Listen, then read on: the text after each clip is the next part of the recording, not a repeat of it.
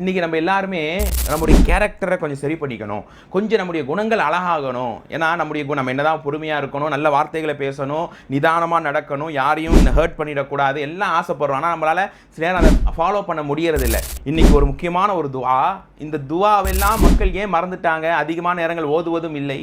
ஆனால் கண்மணி நாயகம் பெருமானார் ஸல்லல்லாஹு அலைஹி வஸல்லம் அன்றாடம் ஓதிய துவாக்கள் இது ஒரு துவாங்க.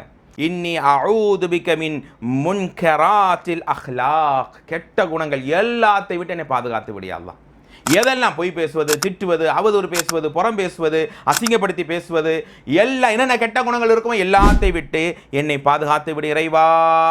வல் அஅமால், கெட்ட செயல்கள் இதெல்லாம் பாவ செயலாக இருக்குமோ ஏ டு Z சின்ன பெரிய எல்லா பாவத்தையும் பாதுகாத்து விடு. வல் அஹ்வா, மன ஆசை.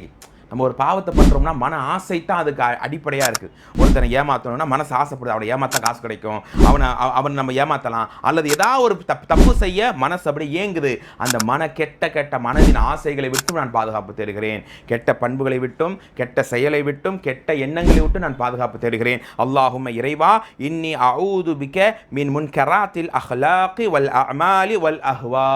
அல்லாஹ் நம்முடைய குணங்களை அழகுபடுத்துவானாக. அஸ்ஸலாமு அலைக்கும் வரஹ்மத்துல்லாஹி வபரகாத்துஹு.